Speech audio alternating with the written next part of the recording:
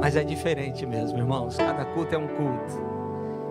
E às vezes, você que tem oportunidade de pegar uma dobradinha num domingo, faça isso, irmão. Viu? Faça isso. Porque às vezes é o mesmo texto, é a mesma palavra, mas muda tudo. Porque todo culto é um culto diferente. Porque o nosso Deus, Ele fala conforme a nossa fome. Então Deus hoje pela manhã vai falar aqui conforme a nossa fome, conforme a nossa sede. Ele vai de encontro à nossa necessidade. Ele nos conhece, Ele sabe.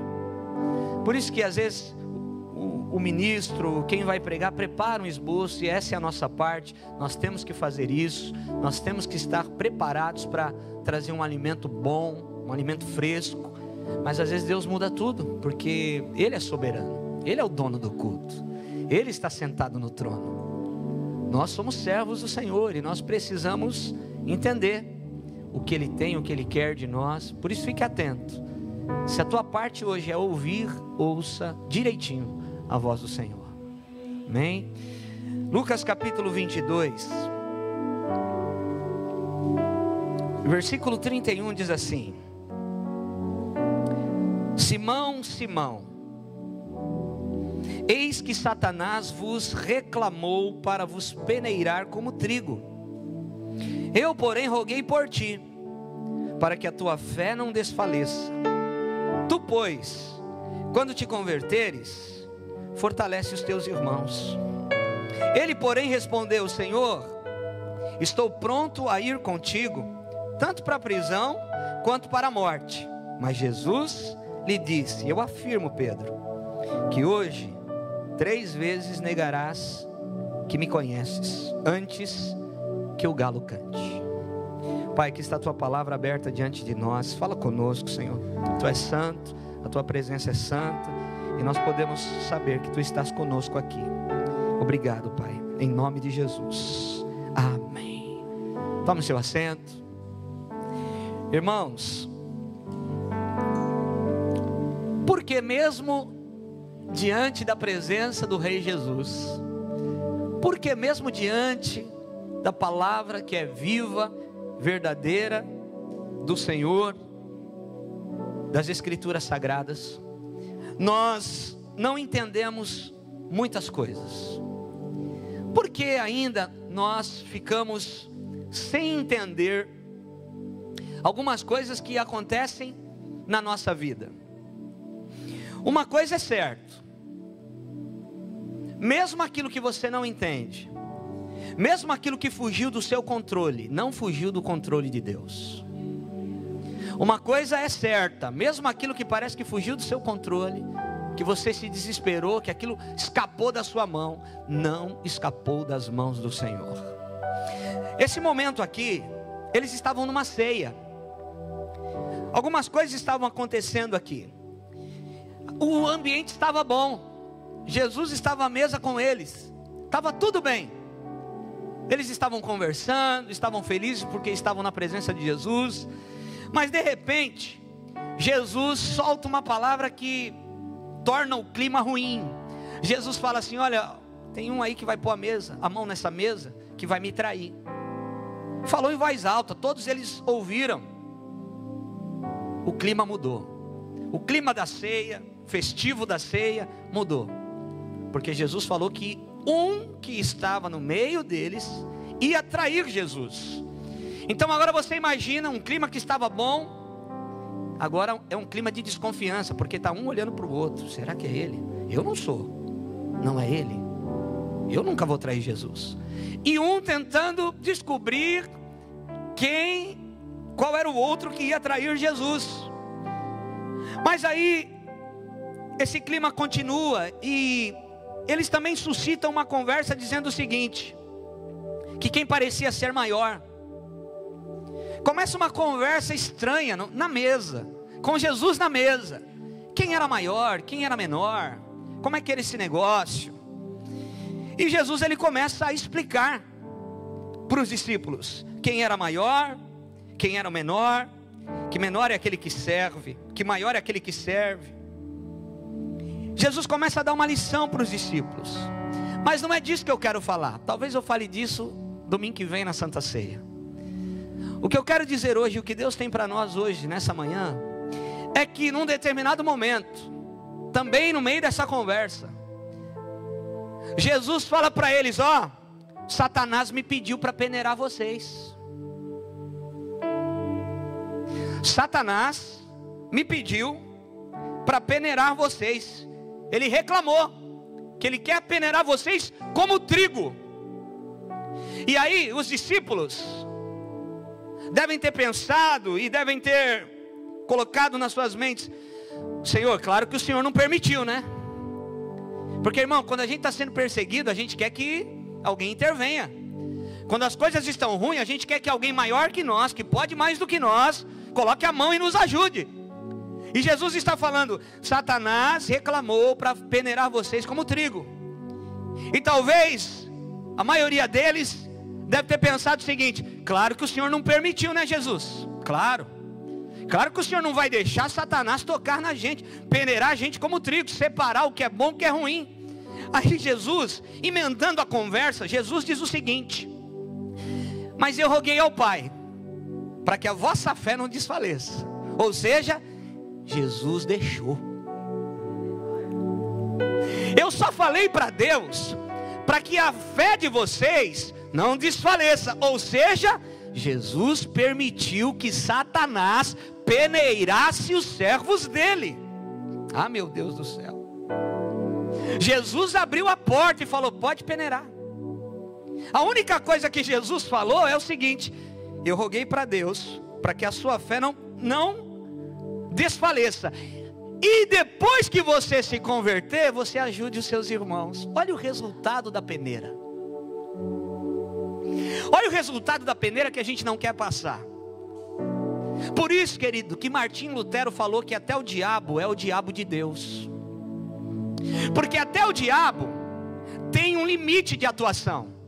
Quando nós olhamos para o livro de Jó, a gente vê esse limite muito claro. Porque Satanás comparece numa reunião nas regiões celestiais e ele fala a respeito da vida de Jó.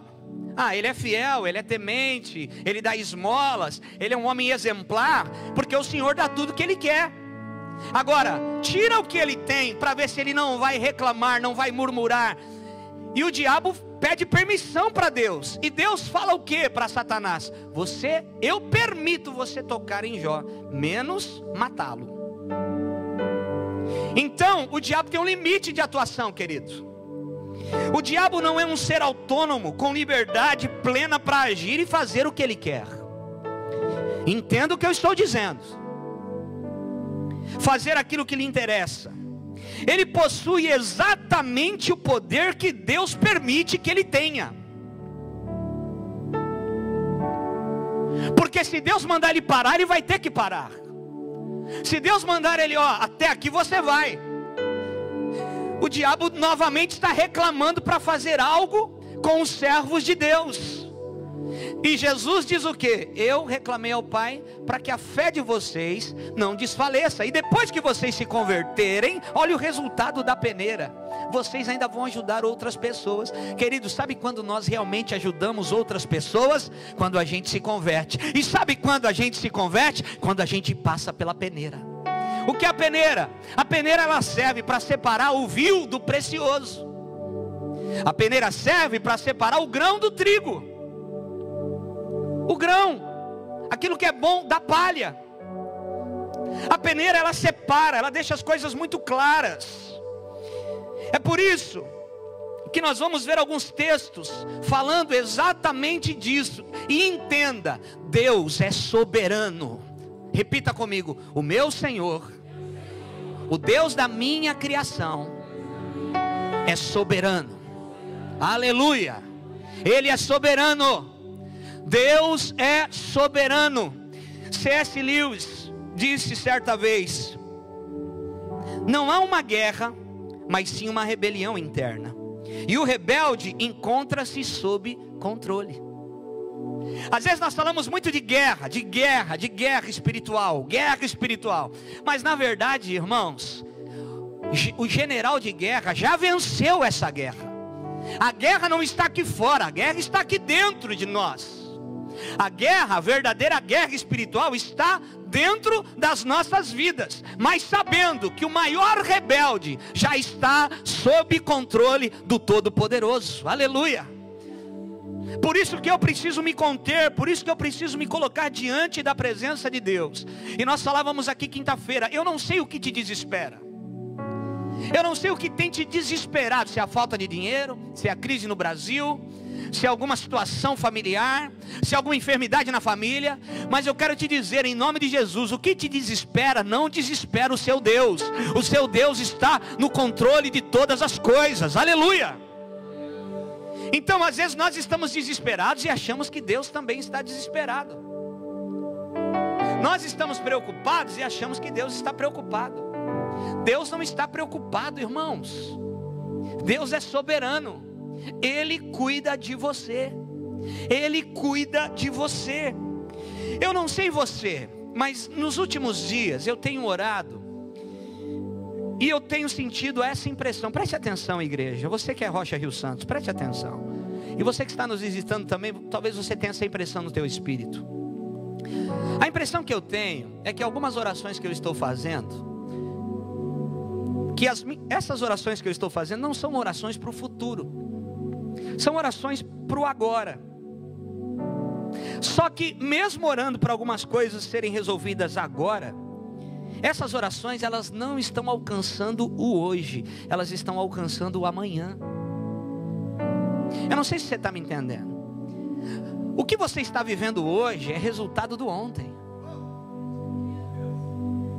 O que eu e você estamos colhendo hoje é resultado de uma plantação no dia de ontem. Então, lá no passado, ou 10 dias, ou 1 ano, ou 2 dias, você tem orado para algumas coisas acontecerem.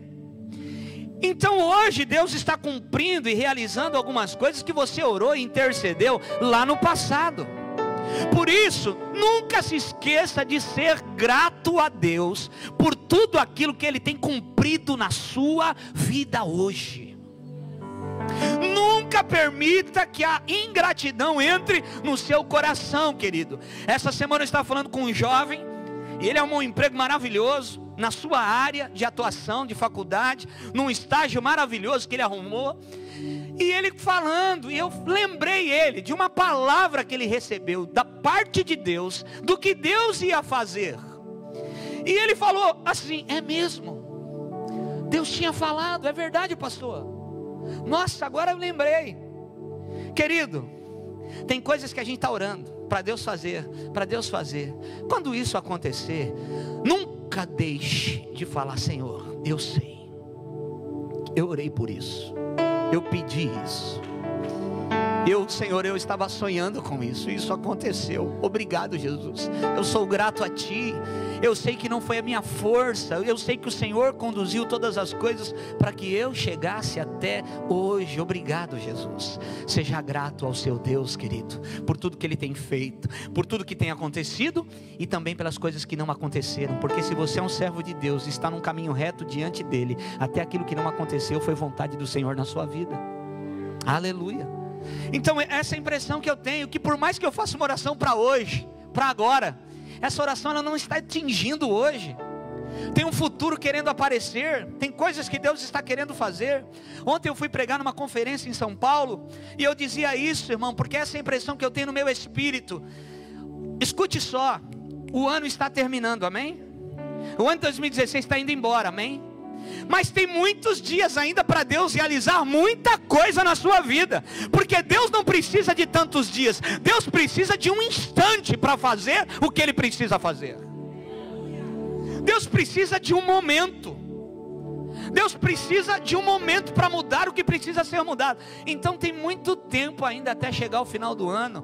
Então não desista, não afrouxe a corda. Tem coisas que Deus falou para você que ainda vão acontecer esse ano. Fique atento, cheio de expectativa. É 11 horas do dia 31 de dezembro, mas você está lá 31 de dezembro, 11 da noite, mas você está cheio de expectativa por aquilo que Deus falou que vai cumprir ainda esse ano na sua vida. Aleluia. Porque quem espera, espera até o fim, viu? Esperar é esperar até o fim. Esperar é esperar até o fim. Não adianta você esperar de forma parcial. Não adianta você esperar um pouco e depois você perde a paciência e larga e não quer mais esperar. Não, esperar, esperar, esperar. Tem uma musiquinha antiga do Diante do Trono para criança. Tenho que aprender a esperar. Tenho que aprender a esperar. Fala para o teu irmão, você precisa aprender a esperar. Tudo na vida tem a hora certa. Querer apressar. Tenho que aprender a esperar. Esperar até quando? Até o fim. Até o fim. Tem coisas que Deus está querendo fazer. E o que Deus quer ver? A nossa fé de pé, irmão. Você foi peneirado, está sendo peneirado, a coisa está difícil. O resultado dessa peneira é uma conversão genuína e uma ajuda constante na vida de outras pessoas. Porque depois da peneira, Deus sempre levanta um homem disposto, um homem leal a uma visão, um homem que vai servir a Deus de uma maneira diferente, um homem que está ouvindo a voz do Senhor Jesus. Simão, deixa eu te dar uma notícia, Simão, Simão. Quando Jesus falava Simão, é porque Jesus não estava falando da pedra. Jesus estava falando do homem carnal. Simão, Simão, Satanás pediu para te peneirar. Aperta o cinto aí. Querido, você sabia que você está com uma... A gente tem visto... Eu lembrei disso, obrigado Espírito Santo. A gente tem visto a lava-jato no nosso país, não é? O que está acontecendo no nosso país é resultado da oração de 10, 15 anos atrás. Deus está lavando. Agora, ouça, a Lava Jato começou na igreja. Deus está lavando a igreja. Porque quando a gente pede justiça, a justiça começa por nós. Quando a gente pede justiça, a justiça começa pela igreja. Então escuta, você tem uma tornozeleira eletrônica aí, viu? Você tem que andar vigilante, atento. Porque se você entrar em lugares que você não pode entrar, a tornozeleira vai apitar. Sai daí, rapaz. Aí não é o teu lugar. Vigia. Quando você fala algumas coisas que não deve falar, a tornozeleira apita. Por quê? Porque nós estamos sendo vigiados pelo Senhor, porque o Senhor quer o nosso bem. Ele tem um propósito na nossa vida. Então quando você avança, o sinal apita. Fala para o teu irmão, você está com uma tornozeleira aí, rapaz. Você fica esperto, viu? Vigia aonde você anda, o que você faz, o que você fala. Tem uma tornozeleira aí, apita. Ou você acha que Deus não está de olho em você? Não é só lá quem falhou uma vez e está incondicional, que está com a tornozeleira eletrônica. Nós também estamos. Por que isso? Porque Deus quer nos levar a fazer a coisa correta. Deus quer nos levar a fazer a coisa certa. Então essa lava-jato, ela está passando, ela começou na igreja. Ministros de plástico não vão ficar de pé. Só pessoas genuínas, carvalhos de justiça vão permanecer de pé. E é por isso que a peneira vem. Para quê? Porque o que é falso fica. O que é verdadeiro é filtrado. O que é o filtro? Às vezes é a luta. Às vezes é a decepção. Às vezes é a frustração. E se você é servo de Deus e não quer ser frustrado, irmão, você precisa ser pego no colo, tomar mamar, tomar tetê, trocar fralda, vai gorfar, vai fazer cocô no colo de alguém. Porque bebê só faz isso. A frustração faz a gente crescer. A decepção faz a gente crescer. Mas a gente não quer passar por frustrações. Nós não queremos passar por decepções. Crescer dói.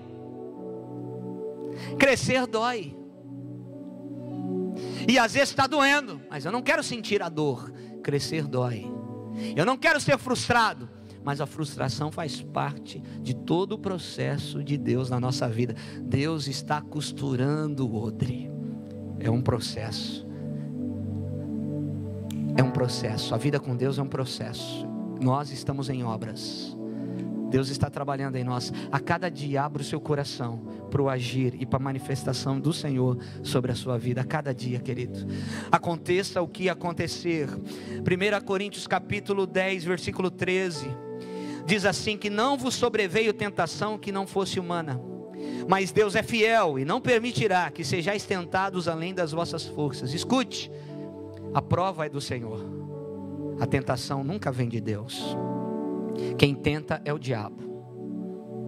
Quem nos tenta é o diabo. Tiago capítulo 1, versículo 13 vai dizer o seguinte: ninguém ao ser tentado diga, sou tentado por Deus, porque Deus não pode ser tentado pelo mal, e Ele mesmo a ninguém tenta. Ao contrário, cada um é tentado pela sua própria cobiça. Quando este o atrai e seduz, então a cobiça, depois de haver concebido e dado à luz, ela dá à luz o pecado. Olha isso, querido. A palavra de Deus é tremenda. E uma vez consumado o pecado, gera morte. Por isso que não adianta alguém falar assim: pastor, eu pequei, eu não sei. Eu estava tudo bem, estava tudo lindo. E de repente, à tarde aconteceu. Não. Uma porta já está se abrindo. Você está abrindo alguma brecha. Você vai abrindo concessão. Vai abrindo concessão. Passo a passo. O inimigo vai ganhando espaço. A tentação chega a dar à luz por causa da cobiça. E quando a tentação dá à luz, se torna pecado, e o pecado gera morte. Simão, Satanás pediu para te peneirar. E eu roguei ao Pai que não permita que a sua fé desfaleça. E depois que vos converterdes, você vai ajudar outras pessoas. Calma aí, irmão, a gente nem começou, tá?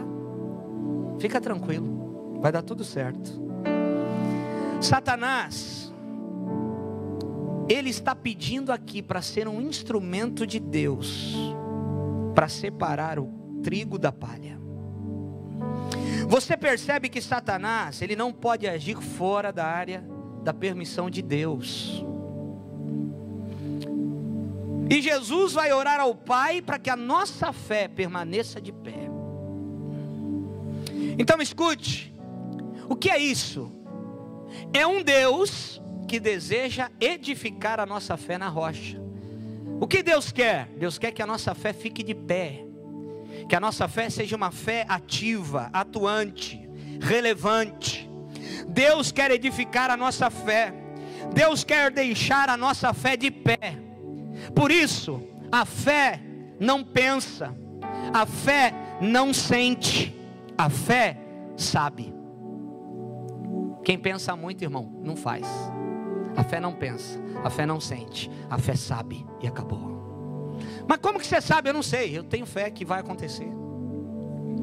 Mas rapaz, olha o que você está vendo à sua frente, não vai dar. Não, eu estou vendo isso, mas alguma coisa está dizendo para mim que vai dar. É a minha fé, então eu vou adiante, aleluia.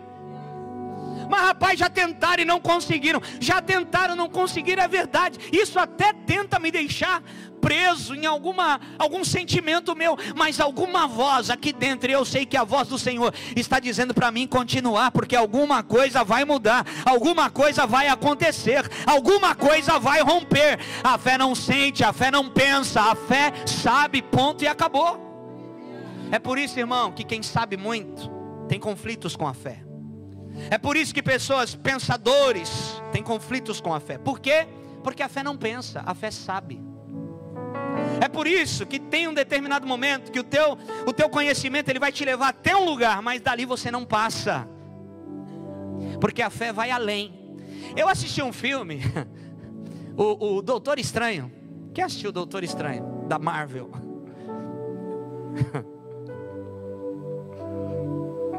Irmão, em tudo a gente pode pegar exemplos para usar para as coisas de Deus. Em tudo, num filme, no dia a dia. O Doutor Estranho, ele começa o seguinte, e pessoas que mexem com medicina, é interessante você assistir, ele é um neurocirurgião, especialista, ele é o melhor da área dele. E ele é soberbo por causa disso, porque ele é o cara. Então no hospital, ele zomba até dos outros médicos. Ele, não, você chega até aí, deixa que eu vou, porque ali só eu posso.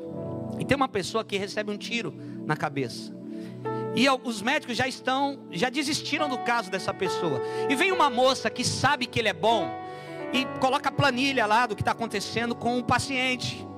E fala, olha, eu trouxe aqui porque todo mundo já desistiu, mas eu sei que você pode ir além. Ele olha, lava a mão, e aquilo enche a bola dele, né? Ele é soberbo, e ele fala, vamos lá ver. E ele vai. E aí os médicos, a equipe de médicos está em volta dele. A cabeça da pessoa está aberta. E ele faz um procedimento arriscadíssimo, mas ele tem total controle dos movimentos das mãos dele. Ele está pegando aquelas coisas pequenas, olhando por um instrumento, e ele consegue colocar como uma pinça no único lugar que poderia entrar, e qualquer deslize, aquela pessoa morreria, perderia, não teria mais chance de vida. E ele consegue pegar na pontinha da bala, e ele começa a trazer a bala, e tira a bala da cabeça da pessoa. Só que antes dele fazer isso, os médicos estão falando, você não vai conseguir, para com isso, isso é arriscar demais, isso é arriscar demais. E ele está lá, e ele consegue puxar, e quando ele puxa, ele olha para todo mundo assim, joga a bala no negócio e sai andando da sala. Ele é reconhecidíssimo, e ele está saindo da casa dele com um baita de um carrão para uma festa que ele vai receber um prêmio.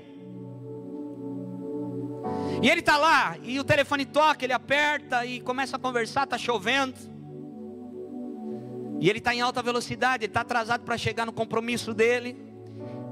E de repente, o carro perde o controle. Ele bate no muro, ele cai da montanha. E ele segura no volante, e conforme o impacto, ele estoura as mãos dele. O instrumento que ele tinha do trabalho. Ele era reconhecido por conta da habilidade que ele tinha. E agora a mão dele está cheia de pinos. Um caso irreversível. E quando ele acorda, ele está diante de uma maca, com as mãos cheias de pinos. E agora ele quer morrer, porque a vida dele era o trabalho dele. Você entende como as coisas mudam, querido? De uma hora para outra. Isso acontece na vida real. Você entende que você não tem controle de nada, e a gente acha que tem. Por isso que a gente tem que louvar a Deus todos os dias da nossa vida, porque hoje à tarde, eu não sei se eu vou pregar hoje à noite, querido, eu não sei. Eu tenho que ter essa consciência, eu tenho que me submeter ao Senhor. Eu tenho que saber que eu sou vapor, eu apareço e sumo, mas Ele é eterno, Ele é sublime, Ele é majestoso. Ele é de geração em geração, aleluia. Esses dias eu estava fazendo um velório de manhã, e com o mesmo terno que eu fiz, com a mesma roupa que eu fiz o velório, depois eu cheguei em casa, só me troquei, pus um terno e vim fazer um casamento. Às vezes parece que a gente é bipolar, porque a gente está chorando com aqueles que choram de manhã, e dando risada com aqueles que estão se alegrando à noite. Mas isso faz parte da vida de um sacerdote, da vida de um homem e de uma mulher de Deus. A vida não para. Mas eu tenho que submeter a minha vida ao Senhor, à vontade dEle, sabendo que tudo pode mudar num clique. E que o Senhor tenha misericórdia da nossa vida. E que você reconheça o Senhor hoje. Hoje, que você seja grato ao Senhor hoje, pela sua vida, pela tua saúde, pela sua casa, pela sua família, pelo lugar que você mora, pela igreja que você congrega. Seja grato ao Senhor por tudo que você está vivendo, tudo. E aí o filme muda, porque aí é uma fantasia, é uma ficção. Mas o que acontece? Os médicos não conseguem mais chegar e desistem do caso dele. Ele está perdendo tudo o que ele conquistou durante toda a sua vida, porque ele quer achar, ele vai atrás de estudos, ele vai atrás de métodos no mundo inteiro, mas ninguém pode. Ele continua tremendo, e ele continua muito ruim, e aí ele vai buscar uma ajuda espiritual. E aí o filme leva para um outro lado. Mas isso é o que acontece na vida de quem não reconhece hoje o Senhor. Por quê? Precisa acontecer tantas coisas na nossa vida para a gente reconhecer, irmão, que tem um Deus que é mais real do que você está me ouvindo e me vendo aqui em cima. Ele está aqui. Ele está aqui. Ele está passeando com cura aqui. Ele está passeando com consolo. Sabia que o Senhor já está consolando aqui? O Senhor já está confrontando, já está animando. O Senhor já está dizendo para você não desistir. O Senhor já está comunicando, porque uma coisa é o que eu estou pregando, outra coisa é o que o Espírito Santo de Deus está falando, tornando isso um potencial maior ainda dentro de você. Essa é a prova que a palavra é viva, porque às vezes o pregador está falando algo, mas algo entra dentro de você e vira uma bomba. E Deus fala muito mais coisas dentro de você ainda, do que somente aquilo que o pregador está falando do altar. Isso é a prova que Jesus está em movimento, o Espírito Santo está agindo. Essa é a prova que na presença dele ninguém volta vazio. Ele preenche, Ele nos enche, aleluia, Ele renova, Ele restaura todas as coisas. Quem me confronta me ajuda, querido. Quem me afronta quer me expor. É diferente. É diferente o confronto da afronta. Por isso não entre em afronta. Quem te confronta é teu amigo, é quem quer o teu bem, é quem fala, cara, não faz isso, cara, sai disso aí, meu. Agora a afronta é diferente. A afronta vem para expor, não para te ajudar. Então quem te confronta te ajuda, quem te afronta quer te expor. Então nunca afronte ninguém e nunca aceite a afronta. Não entre nessa área. Agora confronto é com crente. Confronto é coisa de gente que quer crescer. Confronto, não que você vai ficar calado ouvindo, mas que você, confronto, irmão. Confronto é confronto. Sabe o que é confronto? No grego confronto é confronto, é embate. Não, é isso, não, vamos lá. Não, peraí, não, eu te ajudo. Não, não faz assim, não é assim. Confronto. Só que tem gente que é mimada, que não pode ser confrontado. Tem gente que é soberbo, que não pode ser confrontado. Que Deus nos ajude a aceitar os confrontos, não a afronta. E você vai saber exatamente quando o confronto vira afronta. Aí você sai. Pessoas que não se frustram não crescem. Você vai se desapontar. Olha para mim, Canela. Culto da manhã, manhã gloriosa. Você vai se desapontar. Você vai se decepcionar. Jesus não te livra disso. Aliás, Simão, Satanás pediu para te peneirar. Cutuca o teu irmão e fala assim: Simão, Satanás pediu, reclamou, que quer te peneirar. E você não deixou, né, Senhor? O Senhor fechou a porta, né, Senhor? Não, eu só roguei ao Pai para que a sua fé não desfaleça. Meu Deus do céu, irmão. Homens quebrantados são homens usados por Deus. Repita comigo: quanto mais eu me quebranto, mais forte turma da manhã. Quanto mais eu me quebranto, mais Deus me usa. Deus não usa os durões, querido. Deus usa os chorões. Deus não usa os durões, porque os durões quebram. Deus usa os flexíveis, quebrantados, que podem errar, que podem tropeçar. Por que Davi é o maior adorador? Porque quando você vai para Israel, tudo fala a respeito do rei Davi. Davi é o cara. A estrela de Davi está em todos os lugares. Davi é o grande rei, é o grande homem da nação. Davi adulterou. Davi foi um assassino. Porque pior do que dar um tiro em alguém, ele mandou matar. Mas quando ele se quebrantava, ele não rasgava só suas vestes, ele rasgava o coração. E isso mexe com Deus. O homem não entende, mas Deus entende muito bem o que é um homem quebrantado. O homem não entende, o homem julga, continua julgando, continua apontando. Mas Deus entende o que é um coração quebrantado, e a Bíblia diz que um coração quebrantado, Ele não rejeita. Todo mundo pode rejeitar, mas aquele que vê por dentro não rejeita um coração quebrantado. Por isso, irmão, pessoas rígidas não crescem também. Pessoas duras, rígidas, não crescem. Pessoas flexíveis crescem. Por isso, irmão, Deus vai te esticar. Aguenta a pressão. Quanto mais fundo, mais pressão. Quanto mais pressão, mais revelação. Quanto mais alto, mais pressão. Mas quanto mais alto, mais você vai enxergar o todo. É assim que Deus faz. É assim que Deus quer caminhar comigo e com você. Anota, até chegar a nota certa. Esses dias a gente deu um exemplo, não é?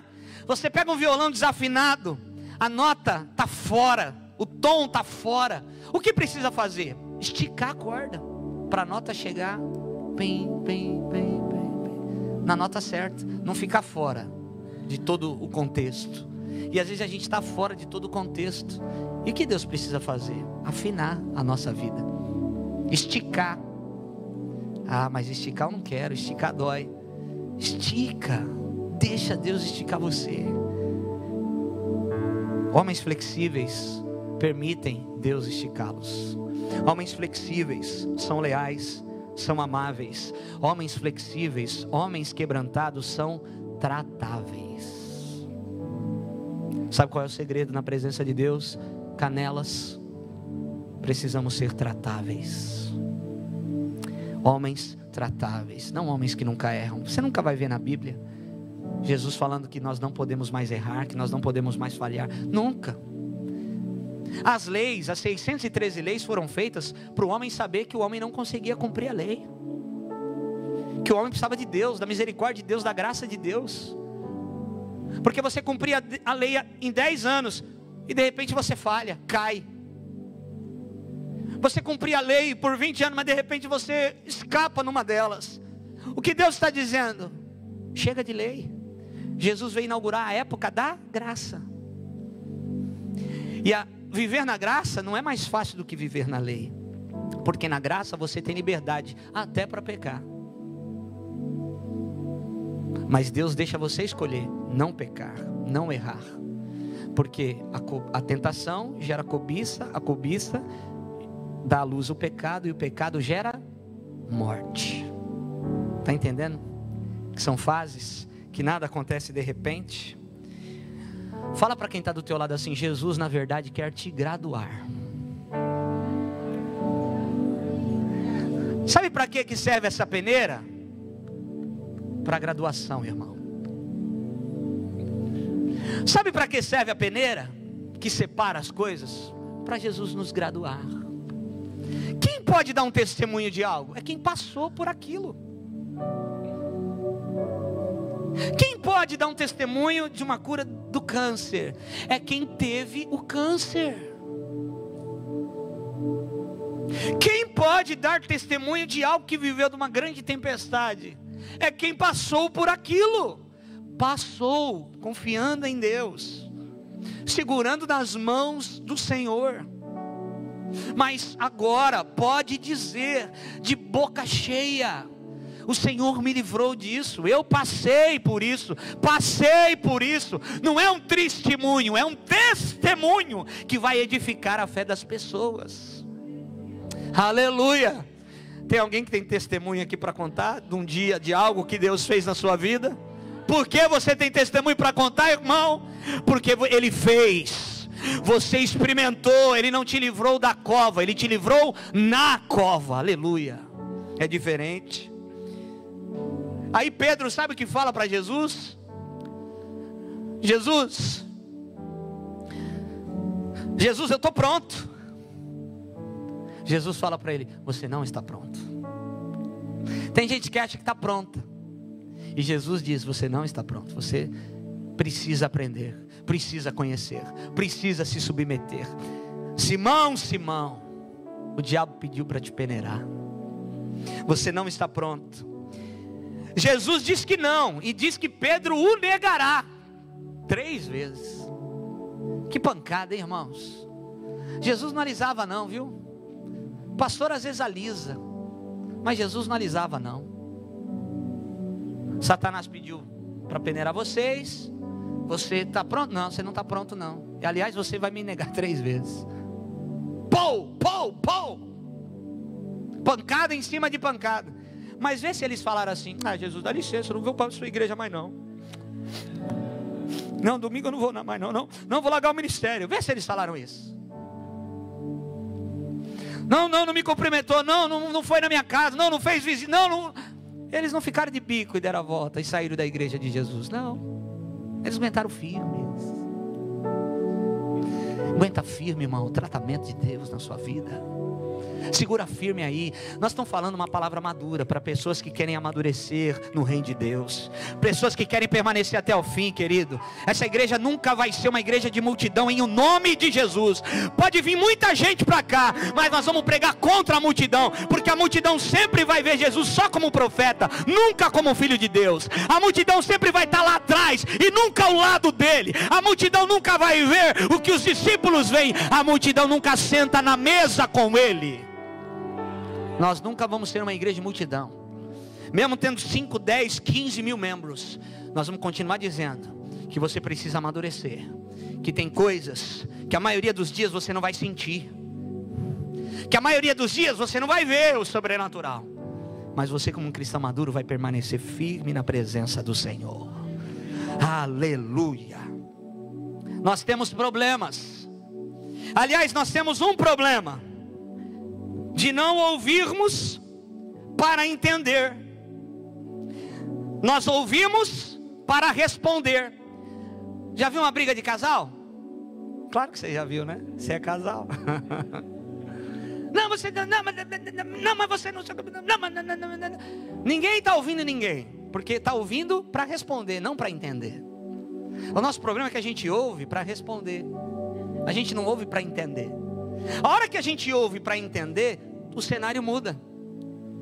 Mas a maioria de nós, todos nós, em várias áreas da nossa vida, seja no trabalho, seja em casa, nós estamos ouvindo para responder.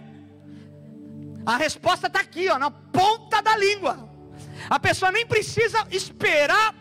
Você nem espera a pessoa terminar de falar, você já responde, porque essa é a prova, que a gente ouve para responder. A gente não ouve para entender, Cláudio.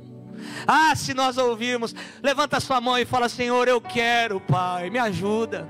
Eu preciso, Senhor, ouvir para entender, e não ouvir para responder. Dá um glória a Deus e aplauda o Senhor aí. Aleluia. Saiba, irmão, quem você é. Quando eu descubro que eu sou filho, eu descubro muita coisa. O filho pródigo, ele não sabia quem ele era. Ele não sabia quem era o pai, e não sabia o que o pai tinha. Ele queria a herança dele, a parte dele. Ele não conhecia o pai dele direito. Sabe quando ele conheceu o pai dele? Quando ele perdeu tudo. Porque ele reconhece quem era o pai e o que ele tinha cometido. E mais, quando eu reconheço que eu sou filho, eu reconheço que eu sou o dono da fazenda. Irmão, você é o dono da fazenda. Se o seu pai é o dono da fazenda, você é o dono da fazenda. Ei, você é o dono da fazenda. Você não precisa trabalhar como os trabalhadores. Você é herdeiro. Você é o dono da fazenda. Aleluia.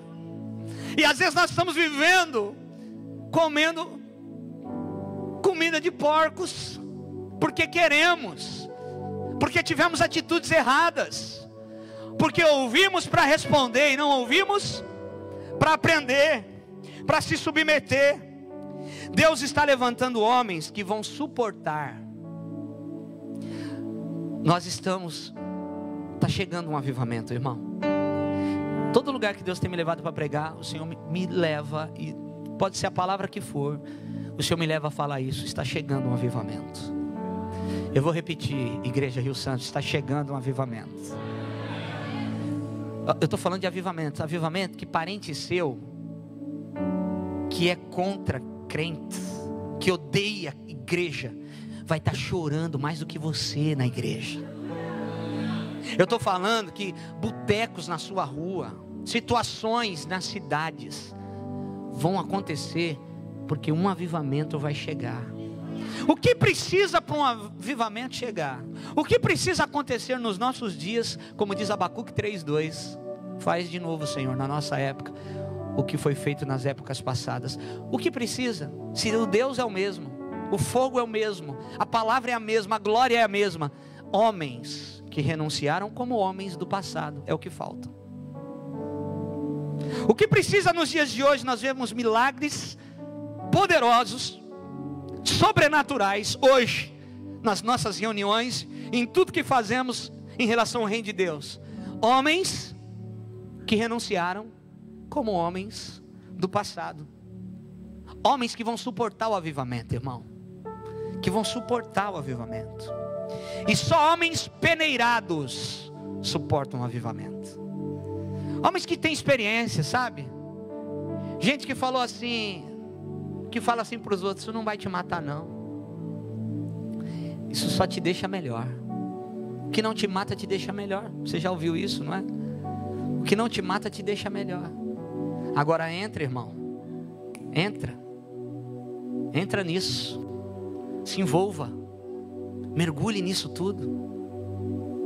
Deus quer usar a sua vida. Deus não vai fazer nada fora da igreja, é através de você.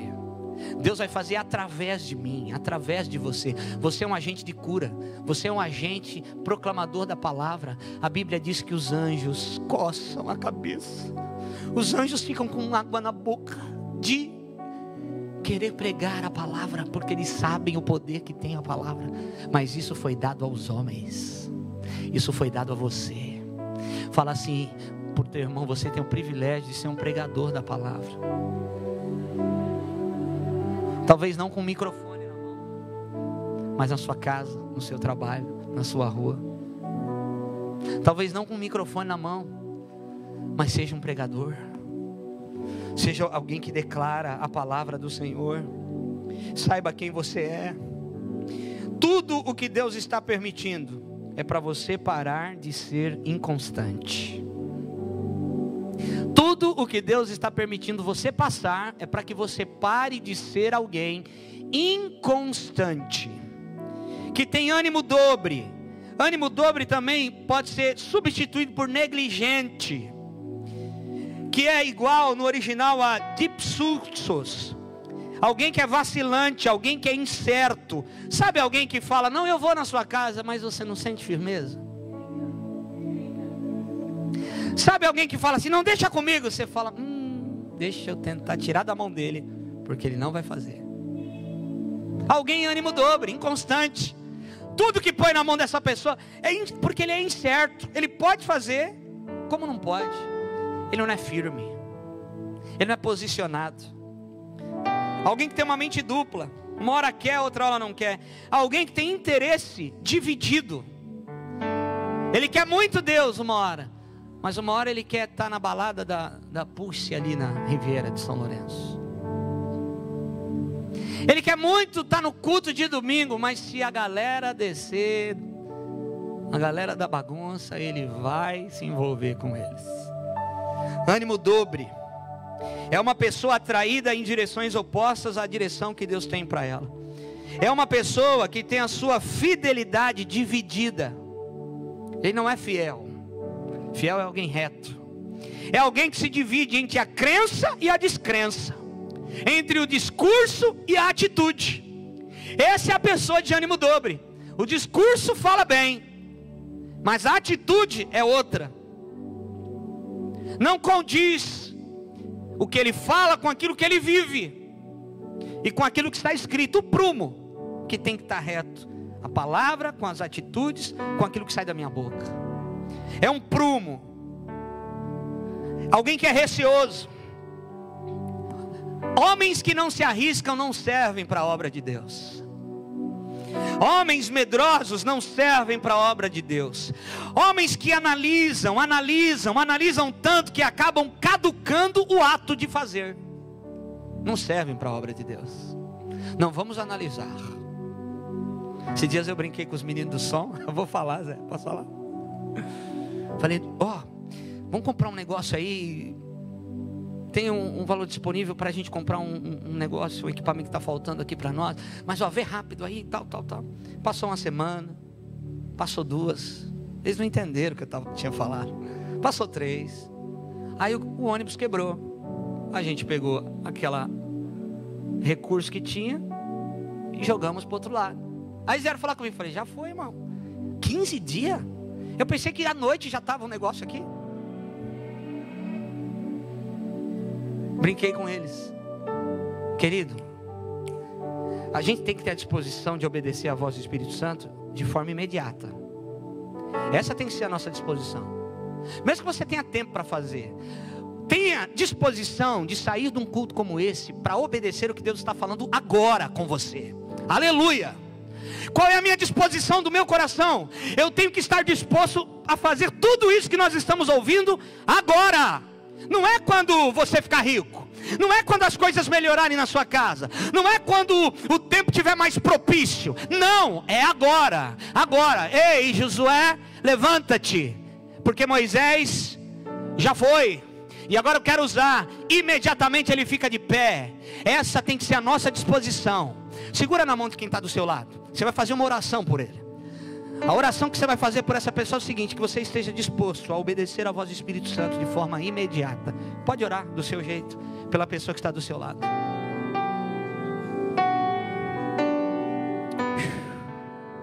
Jesus, durante toda a sua vida, Ele demonstrou todo o controle e todo o poder sobre tudo e todas as coisas. Jesus, Ele tinha um controle sobre o clima. Jesus, Ele tinha um controle sobre o mar. Jesus tinha um controle sobre a criação, sobre os peixes. Jesus tinha um controle sobre as árvores. Jesus tinha um controle sobre demônios que o temiam, sobre reis que não puderam controlá-lo. Jesus tinha um controle sobre todas as coisas. E quando nós olhamos para a vida de Jesus, sim, Ele teve uma vida simples. Mas Jesus não era pobre, Jesus era o homem mais rico do mundo. Quando precisou de dinheiro, o que Ele fez? Pedro, vai buscar moeda na boca do peixe.